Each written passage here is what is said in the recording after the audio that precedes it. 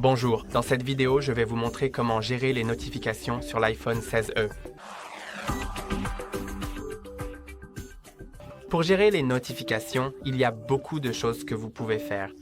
Alors, d'abord, allons à la gestion. Standard, des notifications, comme désactiver, activer certaines notifications pour certaines applications, changer leur style, leurs paramètres, et tout cela. Ensuite, je vais expliquer d'autres fonctionnalités. Je vais donc aller dans les réglages.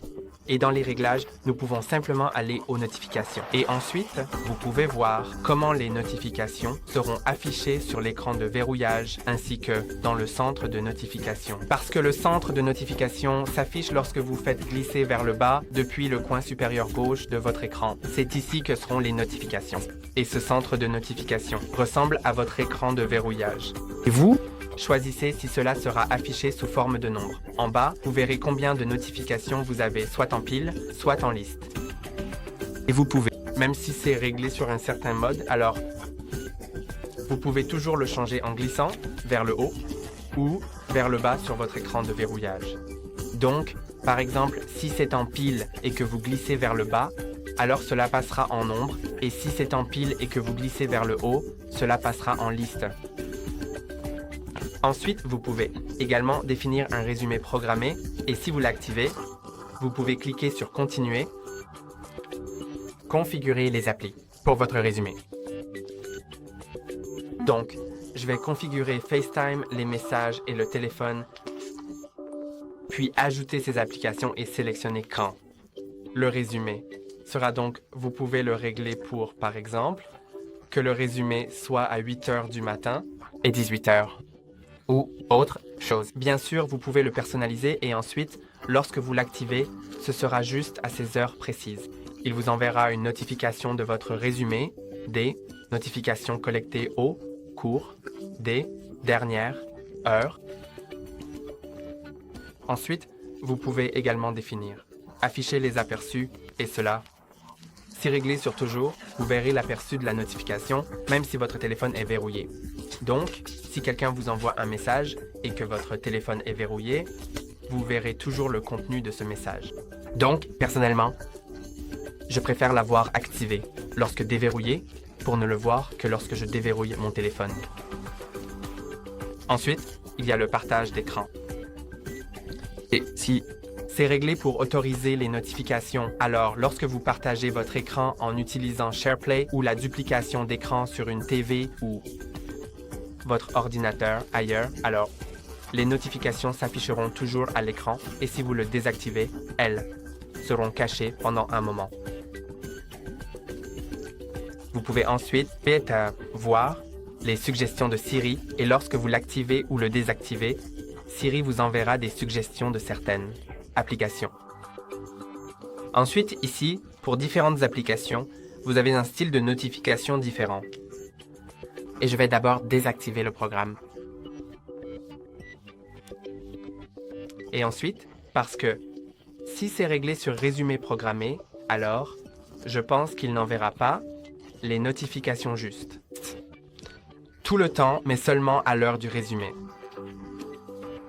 Maintenant, lorsque je vais sur FaceTime, par exemple, je peux autoriser ou interdire les notifications. Je peux autoriser ou interdire les notifications sensibles au temps. Donc, si l'application marque la notification comme sensible au temps, alors elle l'affichera comme sensible au temps en haut de l'écran de verrouillage. Et elle sera toujours livrée immédiatement sans attendre. Ensuite, vous pouvez changer le style d'alerte afin que vous puissiez activer ou désactiver son affichage sur l'écran de verrouillage dans le centre de notification sur les bannières. Donc, les bannières sont celles qui apparaissent en haut de votre écran. Ensuite, l'écran de verrouillage est sur l'écran de verrouillage. Glissez vers le bas depuis le haut gauche de l'écran déverrouillé. Ensuite, vous pouvez changer le style de la bannière, temporaire ou persistant. Donc, s'il y a notification qui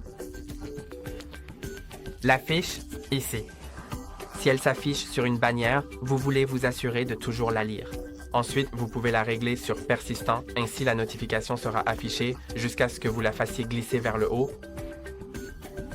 Donc, pour certaines applications, cela sera très utile. Vous pouvez changer les sons de notification ici. Et vous pouvez également activer ou désactiver les badges, donc sur les icônes des applications. Sur l'écran d'accueil, vous verrez par exemple un nombre autour. Je ne pense pas en avoir, mais ce sera juste un nombre sur un fond rouge indiquant combien de notifications vous avez reçues. Ensuite, l'affichage des aperçus. Je pense que nous l'avons déjà changé, mais c'est pour une app spécifique, donc vous pouvez définir application spécifique à montrer ou pas. Vous pouvez changer le regroupement des notifications en automatique par application ou désactiver. Et vous pouvez le faire. Pour chacune des applications que vous avez, certaines applications ont. Par exemple, si elles disent « livrer discrètement », cela signifie que la notification est uniquement affichée dans le centre de notification. Et ce sont les paramètres, de notification standard. Mais bien sûr, vous pouvez également activer ou désactiver les modes de concentration. Et je ne vais pas tout couvrir dans cette vidéo car c'est un sujet long. Et si vous le souhaitez, vous pouvez regarder une vidéo sur comment personnaliser les modes de concentration sur iPhone 16 et UE qui est sur notre chaîne. Et dans les modes de concentration, vous pouvez essentiellement définir différents modes pour différentes choses que vous faites comme pour le travail, pour la conduite, pour le sommeil, etc. Et dans ce mode, vous pouvez autoriser ou interdire certaines personnes à vous contacter ou certaines applications. Vous pouvez également modifier différentes options, activer ou désactiver différentes pages de l'écran d'accueil, changer le fond d'écran. Dans ce mode, vous pouvez également définir un calendrier pour celui-ci et définir différents filtres. Cela changera le comportement de votre appareil lorsque ce mode de concentration est activé.